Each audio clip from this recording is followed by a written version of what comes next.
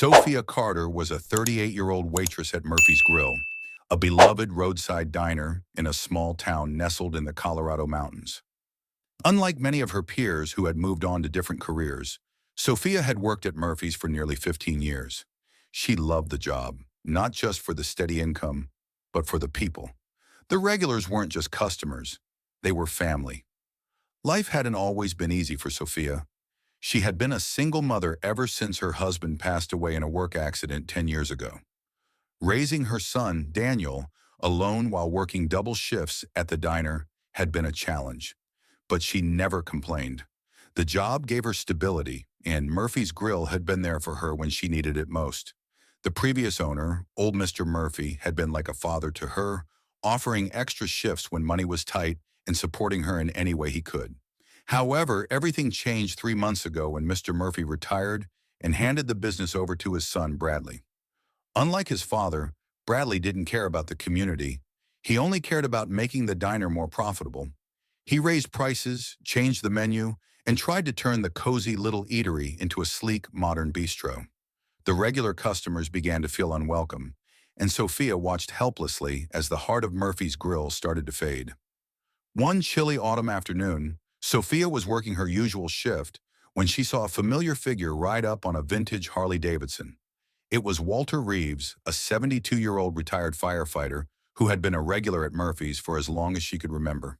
His leather jacket was faded, his silver beard neatly trimmed, and he always had a kind word for everyone. Walter had been a part of the diner's history, and the wall behind his usual booth even had an old photo of him and Mr. Murphy from back in the 70s, both standing proudly beside their bikes. As Walter made his way toward his usual seat, a group of teenagers from the nearby ski resort began snickering. They were wealthy vacationers, the kind Bradley had been trying to attract, always flashing their parents' credit cards and treating the staff like they were beneath them. "Look at that old guy," one of them sneered. "Still thinks he's some kind of tough biker." "Should have left the bike at the retirement home," another laughed. "I bet he can't even remember where he parked it," a third added, causing the group to burst into cruel laughter. Sophia saw Walter's shoulders tense as he walked past their table. She knew he could hear them. Everyone could. But he said nothing, just kept walking with quiet dignity. He had seen too much in life to let a bunch of rich kids bother him, but the hurt in his eyes was unmistakable. The teens, emboldened by the lack of consequences, pushed further. One of them stuck out his foot as Walter walked by, attempting to trip him. Before Walter could stumble, Sophia moved swiftly, steadying him with a firm grip. That was the final straw. "That's enough," she said, turning to the group. Her voice was calm but firm. "Gather your things and leave. We don't serve bullies here." The teenagers looked stunned. No one had ever stood up to them before. "Do you even know who my father is?" one of them snapped, pulling out his phone. "He's on the town council." "I don't care if your father is the mayor," Sophia replied. "You don't treat people like that in this place. Not in Murphy's Grill. Not ever." The commotion drew Bradley out of his office.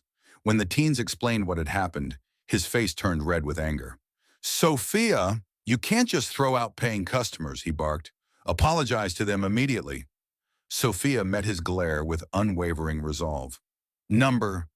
They disrespected a longtime customer and tried to trip him. That's dangerous and cruel." "Then you're fired," Bradley snapped. "Get your things and get out." Walter tried to intervene, but Bradley wouldn't listen. Sophia took off her apron, gave Walter a reassuring smile, and walked out with her head held high, just as she had always taught her son to do when facing injustice. What Bradley didn't realize was that Walter Reeves wasn't just any biker. He was a founding member of the Iron Legacy Motorcycle Club, a group that had grown over the decades into one of the most respected biker organizations in the state. Known for their charity work and community service, the club had raised millions of dollars for local causes. In fact, they had secretly helped Sophia years ago when she was struggling to pay for her late husband's medical bills, something she had never known. As soon as Sophia left, Walter pulled out his phone. Within minutes, the story of what had happened spread through the motorcycle club network. Customers at the diner also started sharing what had transpired, outraged at Bradley's decision. 2 hours later, the ground began to rumble. The sound of engines filled the air as motorcycles roared down the main street. One by one, bikers pulled up in front of Murphy's Grill. First a dozen, then 50, then hundreds, until over 500 motorcycles lined the street. Walter led the group into the diner, which was now filled wall to wall with leather-clad bikers. Bradley stood frozen behind the counter as Walter addressed the stunned onlookers. "This diner used to stand for something," Walter's voice rang through the room. Murphy's Grill wasn't just about food, it was about respect. It was a place where people were treated like family. But that changed today. A tall woman in her 50s stepped forward, her leather vest covered in club patches. "I'm Margaret Dawson, president of the Iron Legacy," she announced. "Our club has been coming here for decades. We've held charity runs, toy drives, and fundraisers here. This was our home base." She turned to Bradley, her gaze unwavering. "We've already spoken to your father. He's agreed to sell us the diner. The paperwork is being drawn up as we speak." Bradley's face drained of color. "You can't do that." "It's already done," Margaret said with a smirk. "And our first order of business? Making Sophia the new manager." The story quickly went viral. Local news picked it up, celebrating how the bikers had stood up against bullying.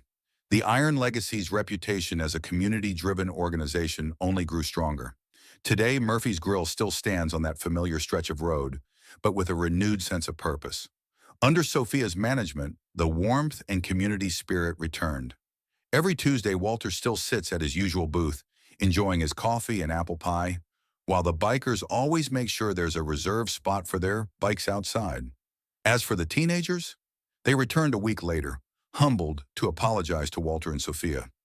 Seeing 500 bikers stand up for what's right had taught them a lesson about respect that no lecture ever could. And Bradley? He tried opening an upscale restaurant across town, but it never took off. Turns out people valued kindness and integrity more than overpriced entrees. Above Murphy's Grill's door, a new sign now reads, "Everyone's welcome as long as you bring respect." Beneath it, a row of motorcycles always stands. Rain or shine, a reminder that the toughest-looking people often have the biggest hearts. Sophia's son, now in college, often helps out on weekends, telling customers how his mother taught him the most important lesson of all. Standing up for what's right may cost you something in the moment, but kindness and courage always find their way back to you.